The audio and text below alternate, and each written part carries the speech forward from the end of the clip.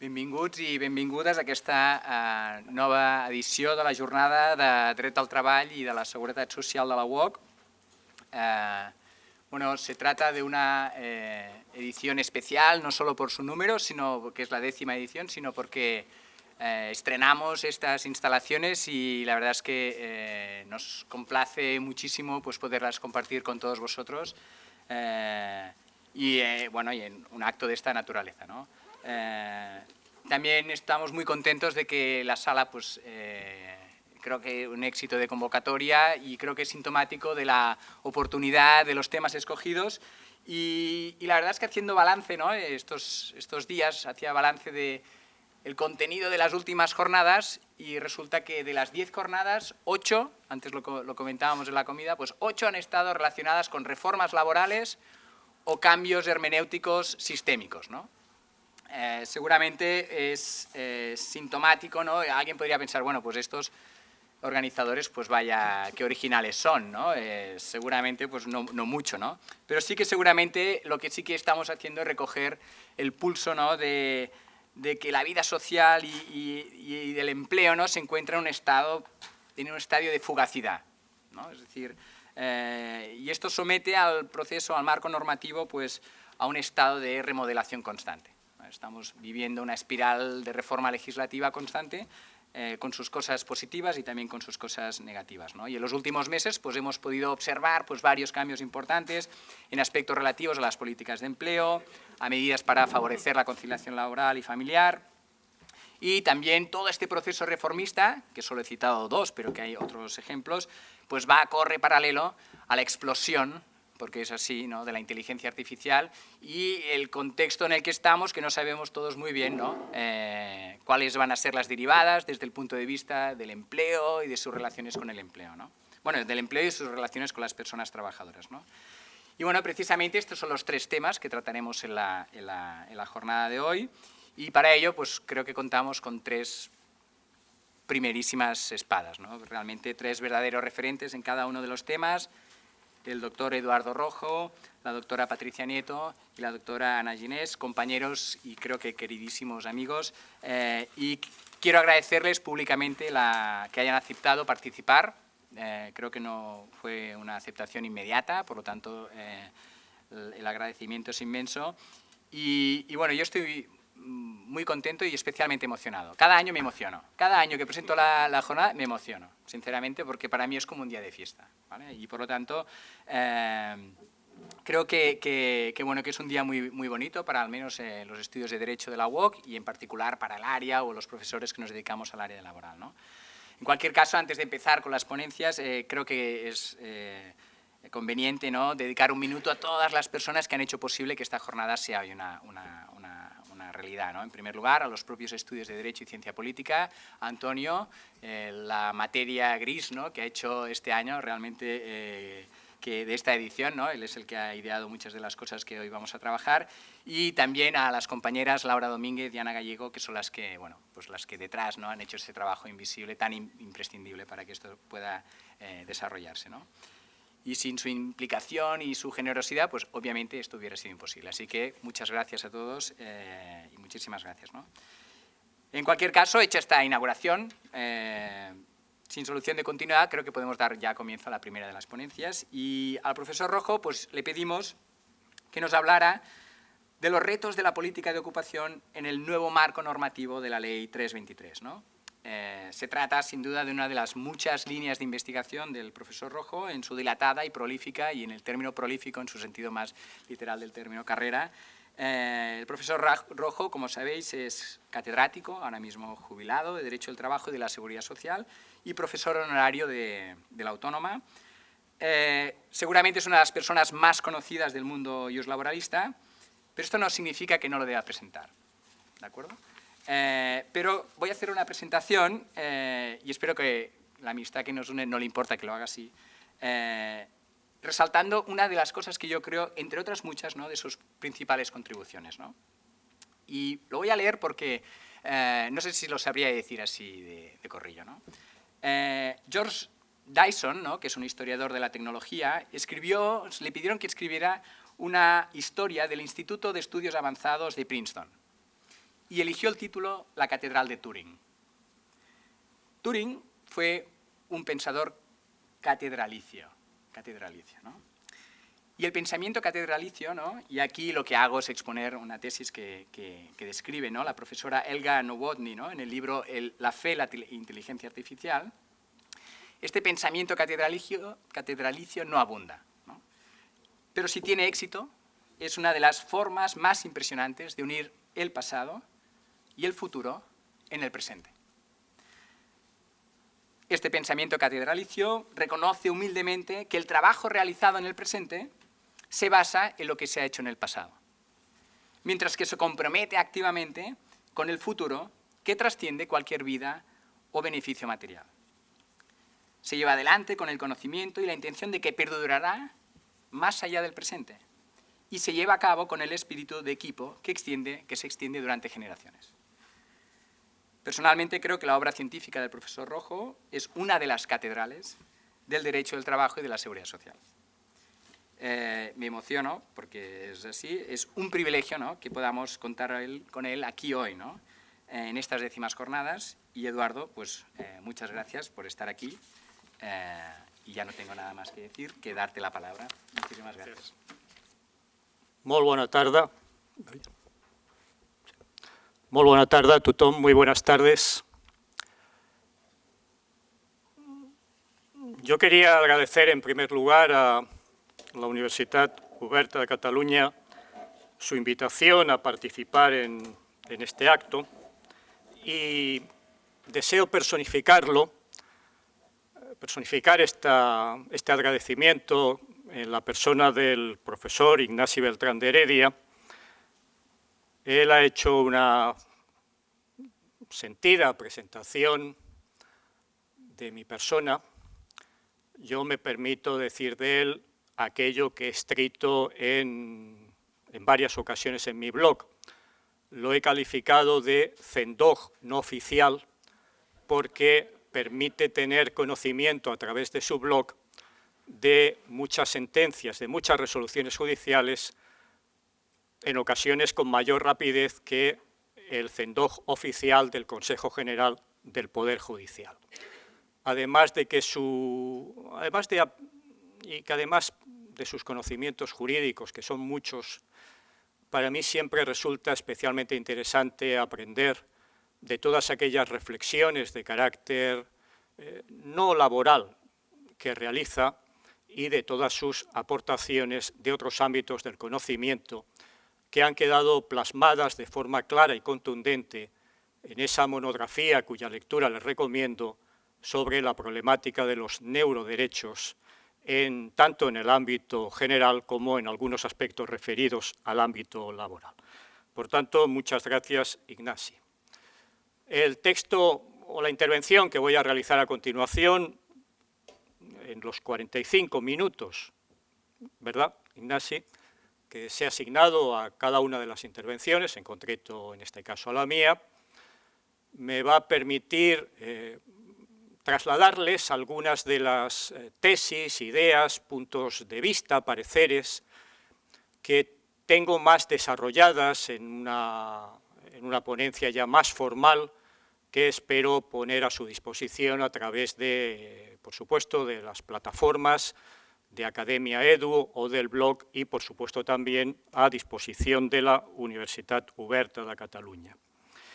Y siempre una ponencia como la que me pidió Ignasi, pues es una buena oportunidad para ordenar, actualizar, revisar, corregir algunos de los contenidos, algunos de los contenidos de otras reflexiones anteriores que he ido realizando sobre las políticas de empleo.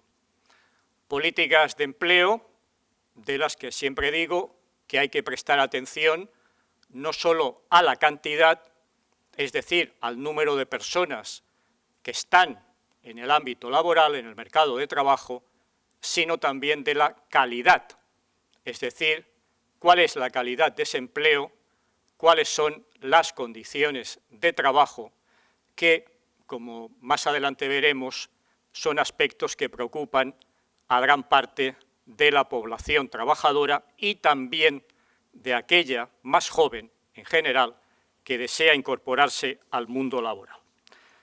La excusa para llevar a cabo esta intervención, esta ponencia, la da, por supuesto, la Ley 3/2023, de 28 de febrero de empleo, que lleva ya varios meses de vida, evidentemente. De ella habrá que hablar y analizar algunos de sus contenidos, pero que ciertamente queda pendiente de desarrollo reglamentario en más de uno o en más de dos aspectos esenciales. Bien, por tanto, hablar de ley reciente es correcto, porque varios meses tampoco es un periodo demasiado largo, pero sí que es verdad que quedan pendientes esos desarrollos reglamentarios a los que me acabo de referir y que quedaron paralizados, suspendidos, por la disolución del Parlamento, en primer lugar, como consecuencia, decisión política del presidente del Gobierno tras las elecciones autonómicas y locales del 28 de mayo, y posteriormente, y este es el aspecto jurídico que más importa resaltar, por la constitución del Gobierno en funciones una vez convocadas las elecciones generales para el 23 de julio. Por tanto, proyectos de borradores como el de la Agencia Nacional, el Real Decreto por el que se creaba la Agencia Española de Empleo y el desarrollo de otros preceptos de la ley han quedado de momento pendientes de su concreción en el ámbito normativo. Hay otra idea también que deseo trasladarles en esta reflexión inicial, que es que las normas sobre política de empleo, y desde luego la ley de empleo no es una excepción, están estrechamente relacionadas con la normativa reguladora, la normativa laboral en sentido estricto, es decir, la normativa laboral reguladora de condiciones de trabajo y, por supuesto, uno de los aspectos más relevantes es aquella norma o aquellas normas que regulen las modalidades de contratación, ya sea de duración indefinida, de duración determinada, a tiempo completo, a tiempo parcial, etc. Hago referencia a este dato para subrayar ya de entrada que la situación del mercado de trabajo en España, a mi parecer, ha mejorado sensiblemente desde la aprobación de la reforma laboral operada por el Real Decreto Ley 32 de 28 de diciembre de 2021, por lo que se refiere básicamente a la estabilidad en el empleo y al incremento de la contratación indefinida, fundamentalmente en el sector privado, y a la reducción de la temporalidad. Me he detenido, no les voy a cansar con datos, porque para ello sería mejor, desde luego, hacer uso de la tecnología de la que dispone la UOC y que yo no estoy utilizando en estos momentos y que a buen seguro utilizarán la profesora Ginés y la profesora Patricia Nieto, más expertas seguro que yo en ese ámbito tecnológico, pero me gustaría referirme brevemente a los datos de la reciente encuesta de población activa, presentados el 26 de octubre, de los que destacaría, por citar un dato significativo, que el empleo indefinido se ha incrementado en este tercer trimestre en más de 1 millón de personas, mientras que el empleo temporal se ha reducido en más de 385.000, que tenemos una tasa de empleo del 72,25 para los hombres, del 62,45 para las mujeres, y que en algunas comunidades autónomas ese objetivo de la tasa de empleo del 78% marcado por los objetivos de la Unión Europea para el año 2030 ya está prácticamente a punto de conseguirse. Por tanto, este es un dato importante al que habrá que añadir otro de especial relevancia, que es que no se habría conseguido si no se hubiera incrementado sensiblemente la población extranjera en nuestro mercado de trabajo. Y cuando hablo de población extranjera, hablo de aquella regular, de momento. Hablo de aquella que aparece en los datos de afiliación a la Seguridad Social, por tanto, con contrato formalizado, debidamente formalizado, y cumpliendo los requisitos de autorización de residencia y de trabajo. Los datos de empleo, los últimos disponibles, facilitados por el Ministerio de Trabajo y Economía Social el día 3 de noviembre, también abundan en una línea parecida al dar cuenta de que más del 43% de la contratación se realiza de forma indefinida y al mismo tiempo apunta un dato que habría que verlo más en serie interanual, pero que el dato de octubre también es significativo, que me lleva a decir que hay que poner el acento en una cuestión muy importante, que es el incremento de las horas de trabajo. ¿Por qué hago esta afirmación? Porque los datos estadísticos nos dicen que del total de contratos indefinidos formalizados el mes de octubre, más de 244.400 eran a tiempo completo, casi 152.000 a tiempo parcial y más de 212.000 como trabajadores y trabajadoras fijos discontinuos, una modalidad contractual que, a mi parecer, en ocasiones tampoco se usa del todo correctamente y que puede encubrir una realidad de trabajo a tiempo completo. Por tanto, este es un reto de las políticas de empleo que pasa, lógicamente, por mejorar el volumen de horas de trabajo en el conjunto de la población trabajadora, lo cual no tiene nada que ver, para que nadie se lleve a engaño o se sorprenda por lo que acabo de decir, con los debates sobre la reducción de la jornada de trabajo, que ciertamente son cuestiones completamente distintas. En la ponencia me planteo también, como les he dicho, que es importante tanto la cantidad como la calidad del trabajo. Y esta afirmación no solo es una reflexión propia, es producto de muchas conversaciones, de muchos debates con dirigentes empresariales, con dirigentes sindicales, aquí presentes también, a quienes creo que hay que agradecer su asistencia, y también porque lo apuntan datos como los barómetros del Centro de Investigaciones Sociológicas, que han ido viendo en los últimos meses cómo se incrementa la preocupación, y utilizo ese término porque la pregunta que hace el CIS es cuáles son los problemas que le preocupan más que existan en España y cuáles son los problemas que le preocupan más personalmente a la persona encuestada. Pues bien, la percepción de los ciudadanos en el último barómetro del mes de octubre, el paro aparece como la segunda preocupación y la calidad de empleo como la quinta, cuando hay posibilidad de 3 respuestas. Pero cuando se le pregunta a la persona cuál es su principal preocupación, el paro baja al 6º lugar, mientras que la preocupación por la calidad del empleo sube al 4º, prácticamente casi el 3º. Este es un dato para reflexionar también de cara a la negociación colectiva, estoy seguro de ello. Si hablamos de la ley de empleo,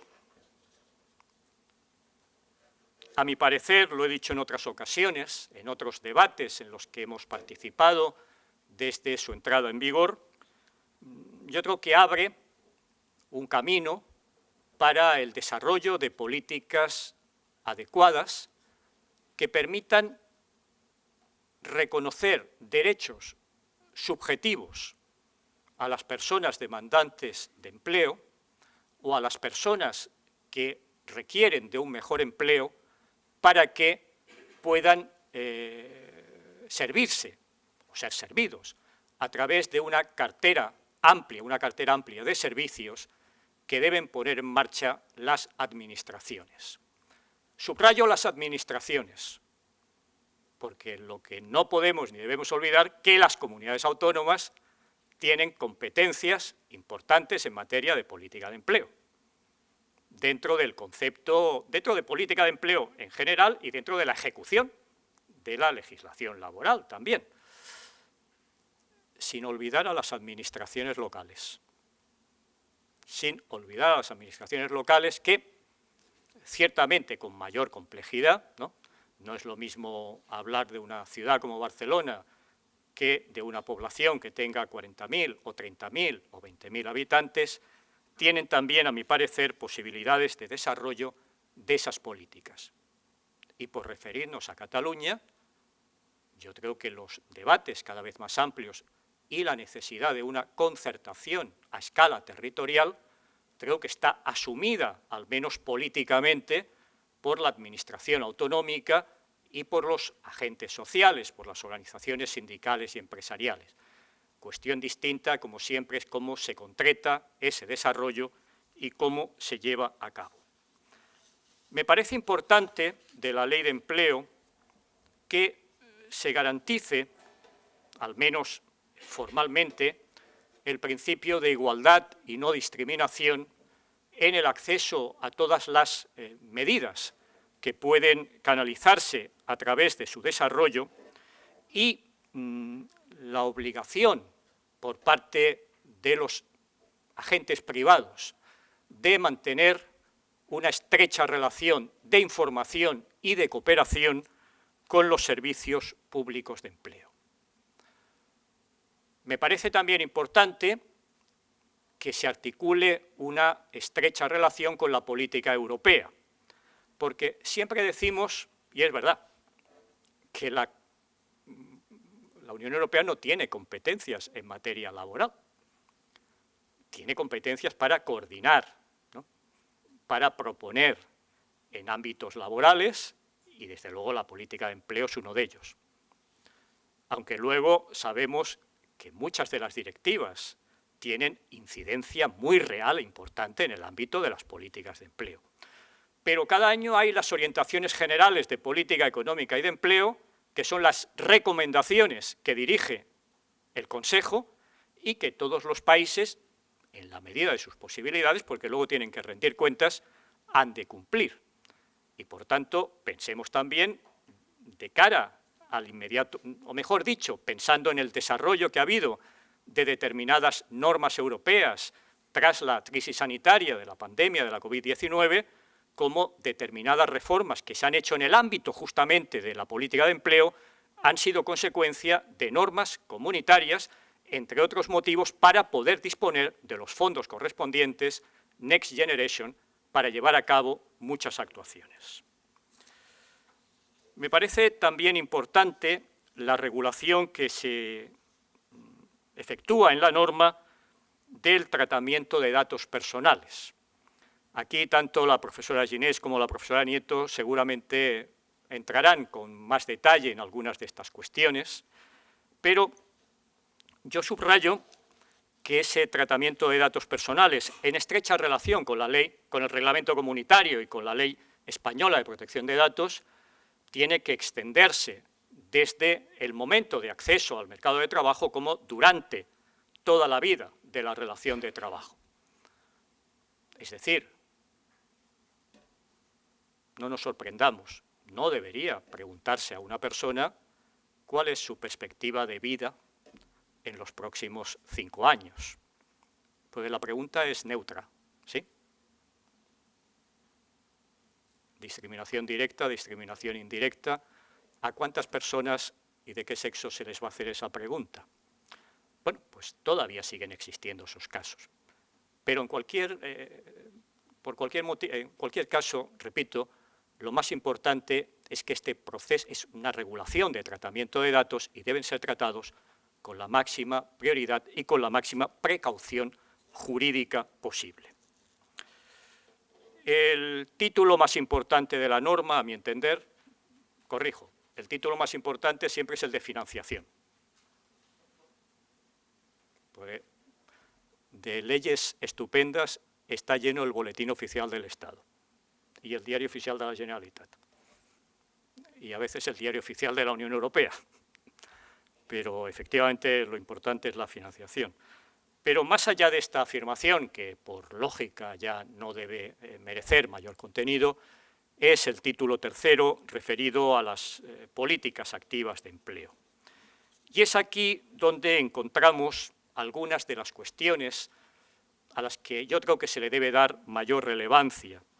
Es un conjunto de servicios y programas de orientación, intermediación, empleo, formación en el trabajo y asesoramiento para el autoempleo y el emprendimiento, dirigidas a impulsar la creación de empleo y a mejorar las posibilidades de acceso a un empleo digno por cuenta ajena o por cuenta propia.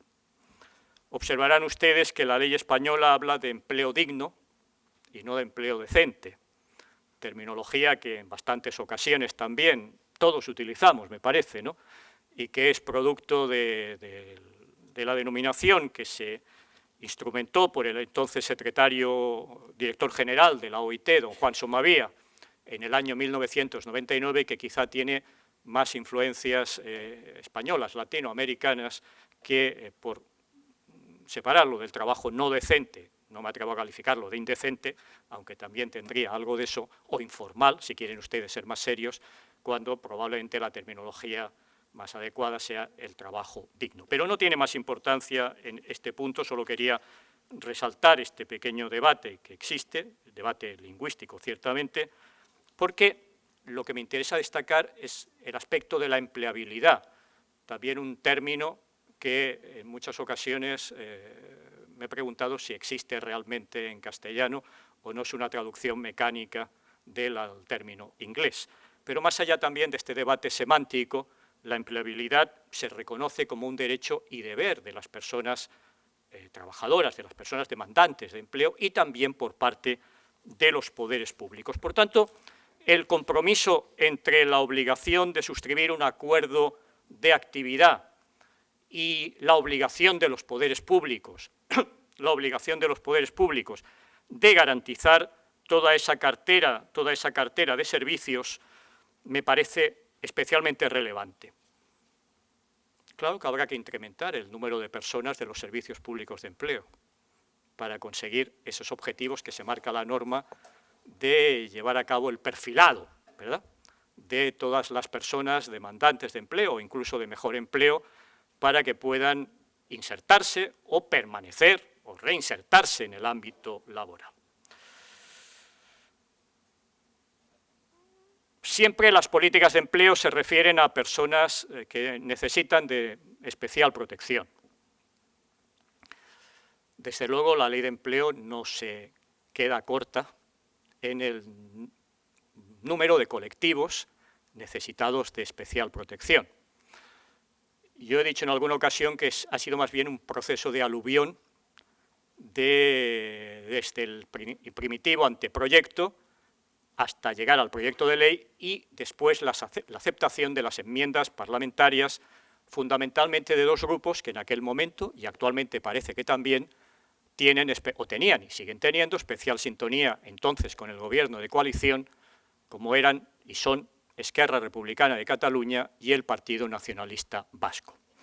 De todo ese listado, que no les voy a relacionar porque es exhaustivo, me quedo con dos o tres ideas importantes. Una, la que pone el acento en las personas con más bajo nivel de empleabilidad.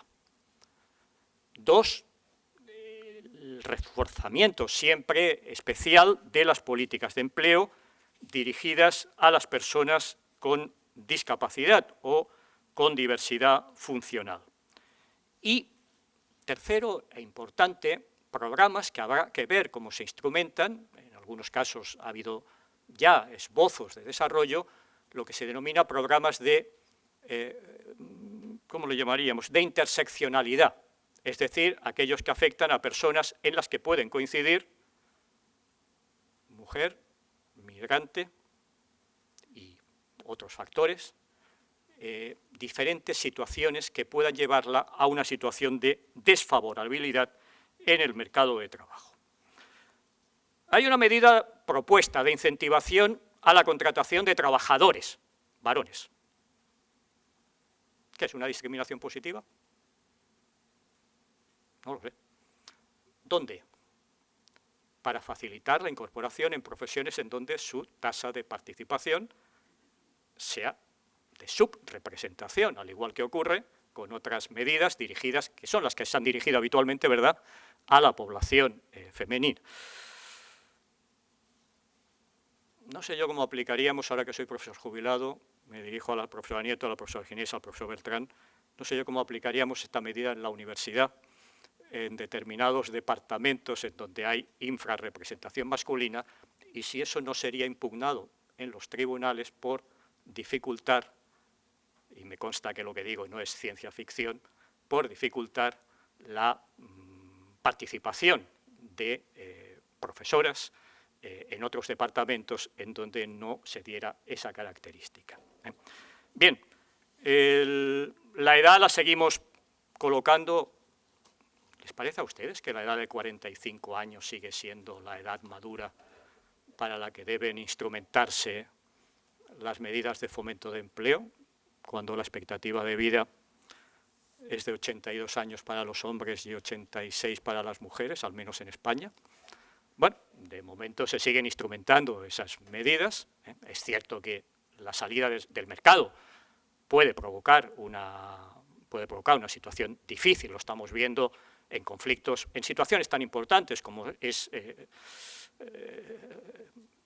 la antigua Nissan, la antigua y vigente Nissan todavía, porque sigue existiendo, pero en lo que afecta a un amplísimo colectivo de personas trabajadoras que tienen esa edad o superior y que desean, obviamente, tras el periodo de prestaciones por desempleo, incorporarse al mercado de trabajo.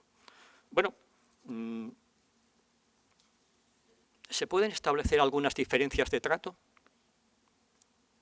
En principio, la regla general es que no deben establecerse, no pueden establecerse, pero la misma norma permite que se puedan establecer condiciones previas de empadronamiento, residencia o vecindad civil en el ámbito de los programas de apoyo al empleo local, lo cual tiene una cierta, a mi parecer, tiene una cierta base, en principio, en razón de los intereses que en cada localidad pueda haber para ese acceso al empleo. Y preferencia de acceso a las acciones de fijación de población en ciertos entornos o de recolocación de personas que hayan perdido sus empleos. O dicho de otra forma, medidas que ponen en estrecha relación las políticas de empleo con la dimensión local, a lo que me he referido con anterioridad. Pero, como les decía, siguen pendientes de desarrollo reglamentario algunas de las estrellas, ¿no?, algunas de las medidas más importantes. La creación de la Agencia Española de Empleo, que integrará a todo el personal del Servicio Público de Empleo Estatal, lógicamente con mantenimiento de derechos y obligaciones de las personas que forman parte de la misma. La elaboración y desarrollo, como les decía antes, del catálogo de instrumentos de empleabilidad. Una mayor concreción del catálogo de servicios garantizados a personas, empresas y demás entidades empleadoras. Un desarrollo reglamentario, aunque tenemos una norma que se está aplicando cada día, de la cartera común de los servicios públicos de empleo, del Servicio Público de Empleo Estatal y de los servicios públicos de empleo autonómicos y, en su caso, de los locales. Por no referirme también a la importancia que tiene cada vez más las políticas de formación profesional, el desarrollo de la Ley de Ordenación de la Formación Profesional y también la aplicación práctica de la Ley de Formación para el Empleo. Una cuestión en donde conviene recordarlo.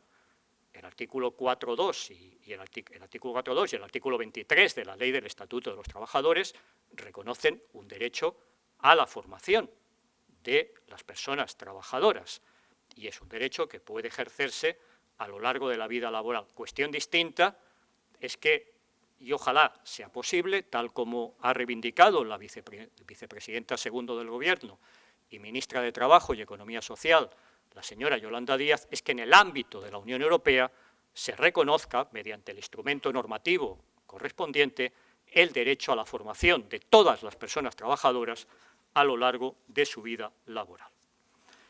En el ámbito internacional y en el ámbito europeo, primero en el ámbito internacional, yo les recomiendo la lectura de diversos documentos de la Organización Internacional del Trabajo, básicamente informes que se presentan a las conferencias anuales de la OIT Y en alguno de ellos, que he tenido oportunidad de desarrollar en mi ponencia, hay alguna reflexión con la que estoy plenamente de acuerdo y que me gustaría destacarles, que cuando hablamos de política de empleo o de nuevas políticas de empleo o del nuevo rostro de las políticas de empleo, debemos hablar tanto de políticas económicas como de políticas laborales.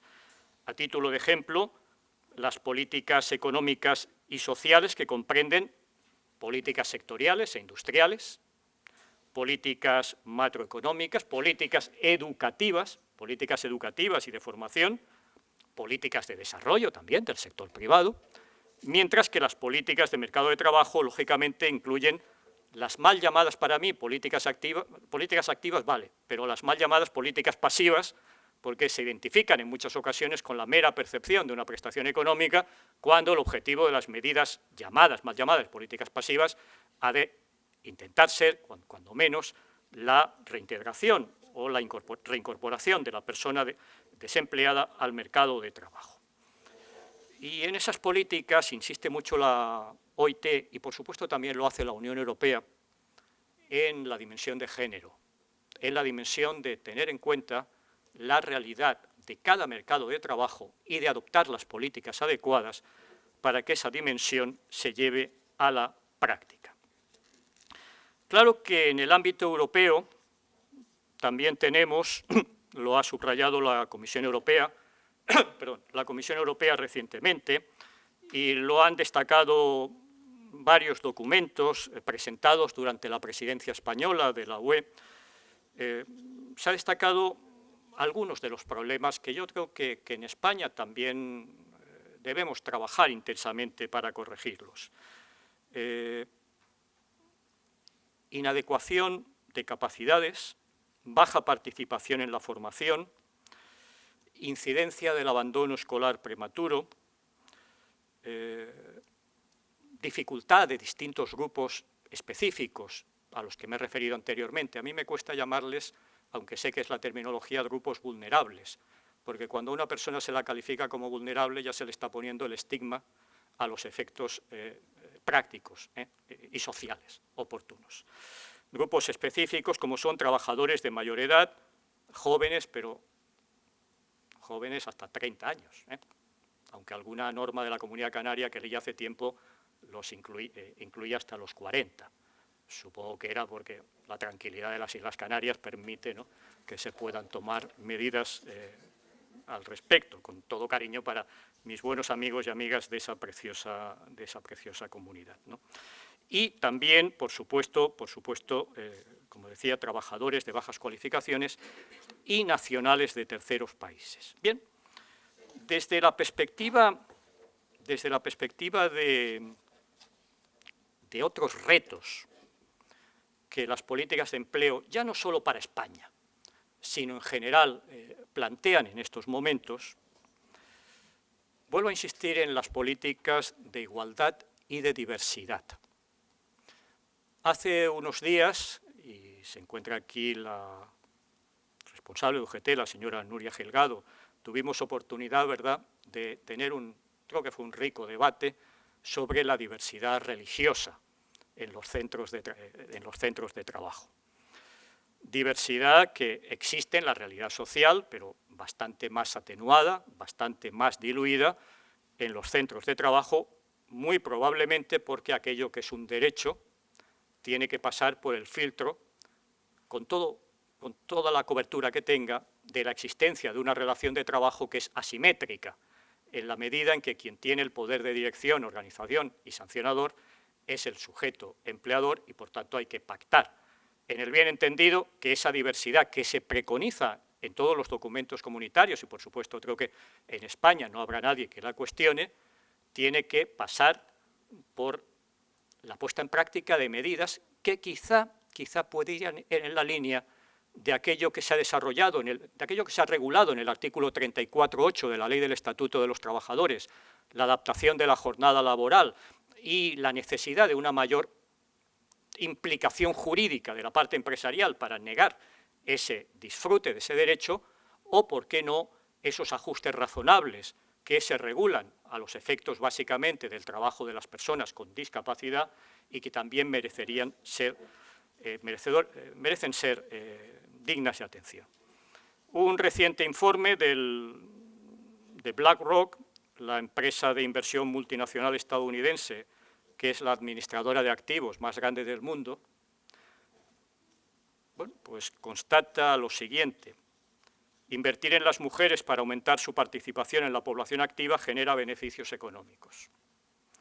Los beneficios van más allá del aumento de la producción económica de la mano de obra. Una mayor diversidad de la mano de obra puede impulsar la producción económica aprovechando talentos infrautilizados y aportando experiencias y perspectivas diferentes. El fondo que gestiona el mayor número de activos del mundo.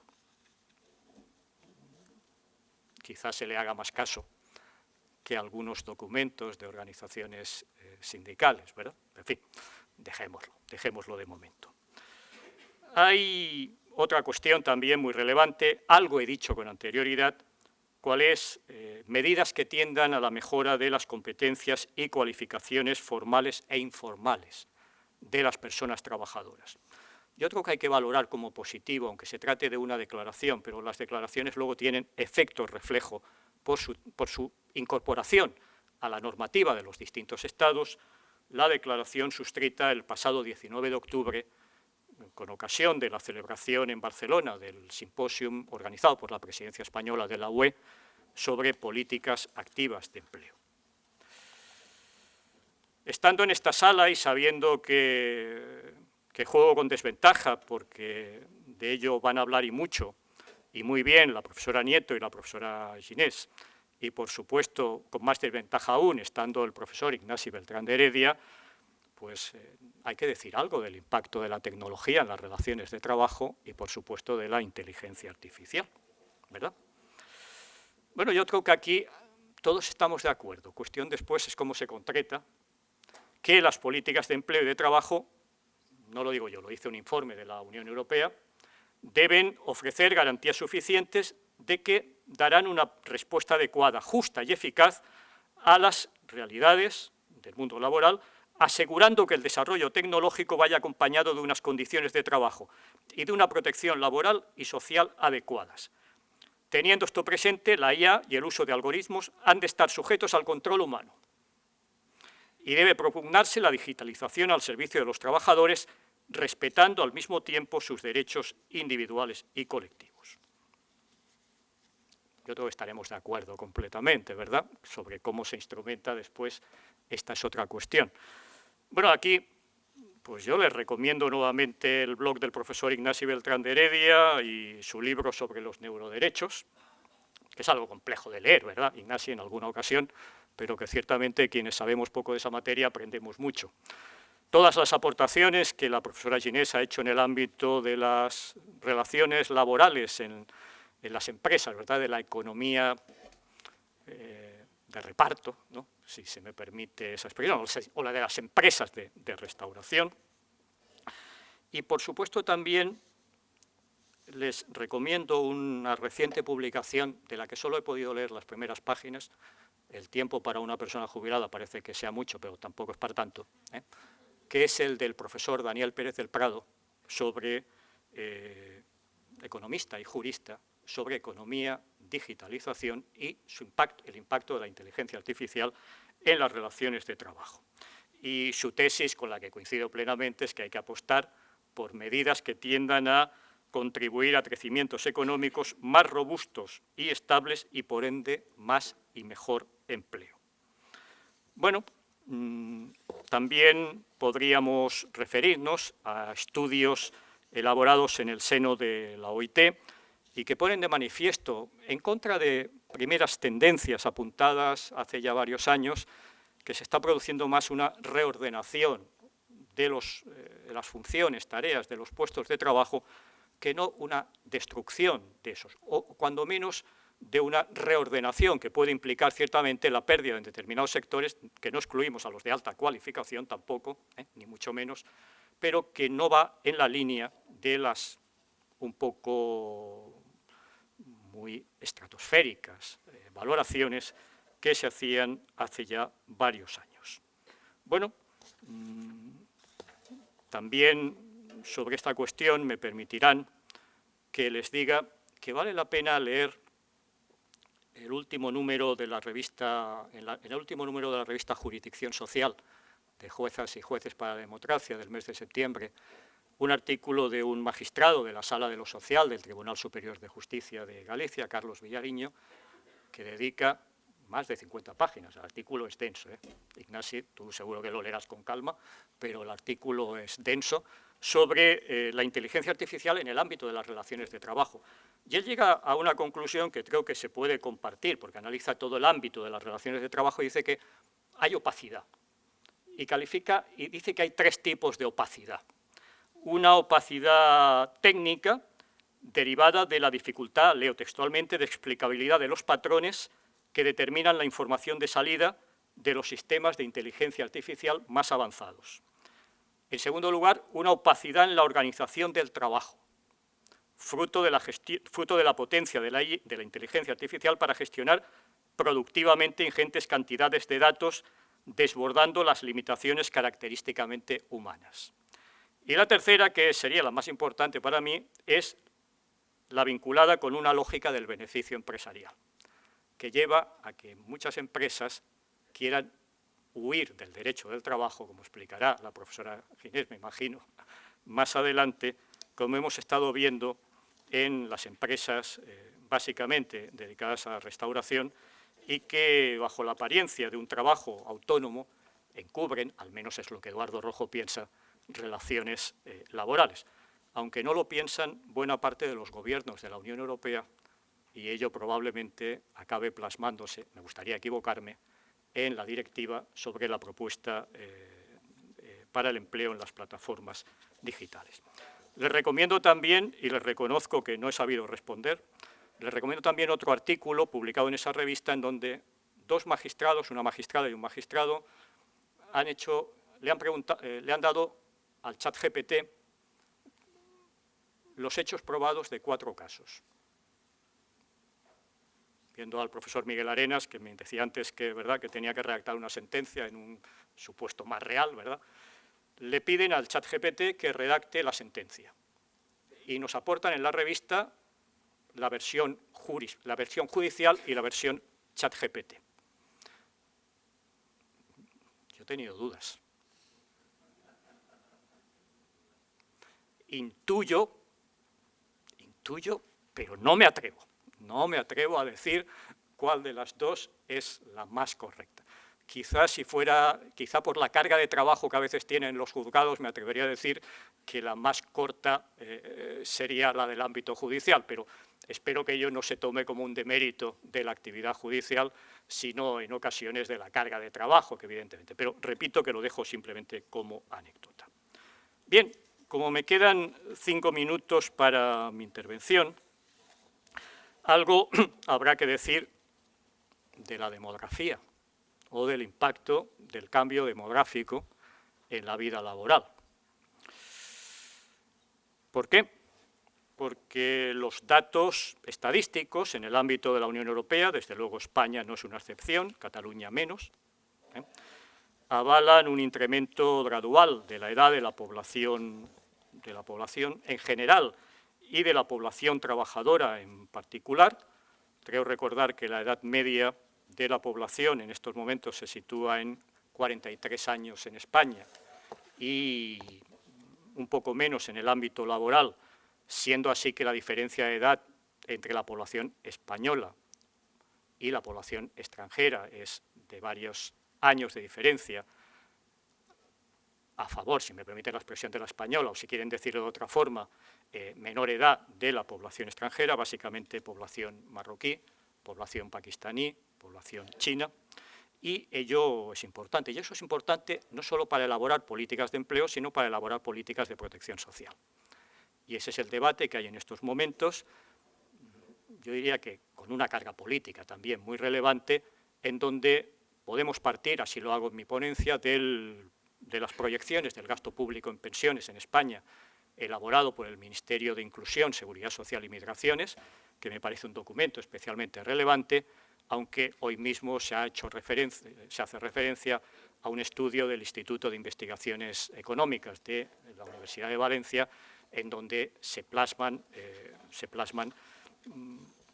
datos, no diré distintos, pero sí muy contrapuestos respecto a sus efectos. Yo solo les querría dar un dato que me parece, un par de datos que me parecen relevantes, extraídos del tercer mapa de talento senior 2023, elaborado por el Centro de Investigación Egenomics de la Fundación Matre, y que nos dicen que la relación entre jóvenes y seniors, jóvenes son hasta 30 y seniors de 55 en adelante, se ha invertido desde 2008 en términos absolutos y porcentuales. En 2008 había 8,4 millones de jóvenes y 6,8 millones de mayores. Hoy hay 9 millones de seniors y 6 millones de jóvenes en la población española. Y en la población laboral hay 4 millones de seniors, 4,1 millones de seniors, frente a 2,9 millones de jóvenes. Que la participación de los jóvenes en el mercado laboral supone el 16% y los seniors son ya el 20% en el mercado de trabajo.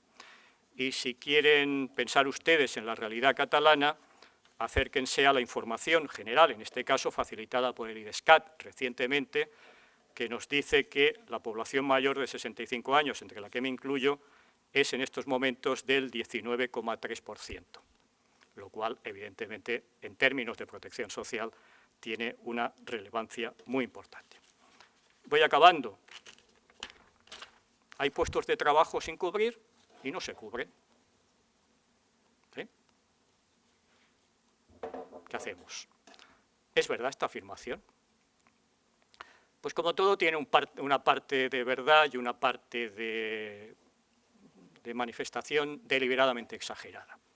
Es cierto, los documentos comunitarios apuntan esa escasez de mano de obra en determinados sectores de actividad, con problemas importantes, así lo dicen los estudios, para pequeñas y medianas empresas, fundamentalmente, y en España, obviamente, las organizaciones empresariales, pues sobre todo CEPIME, apuntan esa necesidad y, por tanto, lo que pide es una mayor facilidad en la contratación de población extranjera.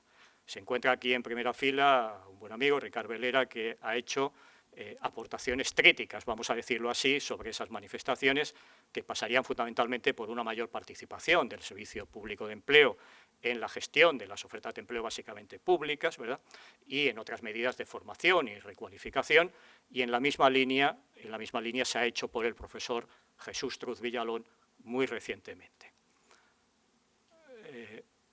Hay problemas de escasez de mano de obra. Bueno, en una empresa a la que fui hace pocos días por motivos personales, pues sí, me decían que no encontraban mano de obra. Claro, que me decía la persona que me explicaba esa situación, claro, que ella no sabía lo que era un sábado de descanso, porque trabajaba todos los sábados prácticamente de su vida laboral. Bien, lo dejo simplemente porque no tengo tiempo para seguir en esta línea, pero déjenme que les apunte un dato que sería relevante y que guarda relación con todo lo que les he tratado de explicar. Tenemos en España muchas personas que trabajan en situación irregular. Y esa situación irregular debería ser corregida también, debería ser corregida porque supone un perjuicio para las arcas públicas en muchas ocasiones. Y esas personas están trabajando, están en situación de irregularidad, o bien sobrevenida, o bien desde su origen. Pero hay que pensar en arbitrar fórmulas más allá del arraigo para la formación del Reglamento de Extranjería del año 2022 que permita que florezcan, que afloren, si me permiten la expresión, el mercado de trabajo. En el último minuto de mi intervención, lo que querría decirles es que lo que he tratado de explicarles, y repito que está más desarrollado en la ponencia, es que han sido ideas generales. Insisto en la importancia que las normas laborales, en sentido estricto, tienen sobre la política de empleo. La coordinación de esas normas laborales, señaladamente el Real Decreto Ley 32/2021, en las políticas de empleo, y que el desarrollo de la Ley de Empleo reglamentario ojalá pueda contribuir a confirmar esa mejora. y que, bueno, probablemente lo que les acabo de decir, y no me disgustaría, pues pueda ser, necesite nuevamente de actualización, ¿no? ¿Verdad, Ignasi? A corto, medio y largo plazo. Me gustaría que ello fuera así, déjenme que les haga la última reflexión, si ello fuera porque las normas que se adopten sirvan para seguir avanzando en la senda de fortalecimiento, de consolidación de los derechos de las personas trabajadoras que no son solo las que trabajan, sino también las que quieren incorporarse al mercado de trabajo y también las que han salido del mismo, pero que desean tener una prestación social equivalente o digna por sus muchos años de trabajo. Nada más, muchas gracias.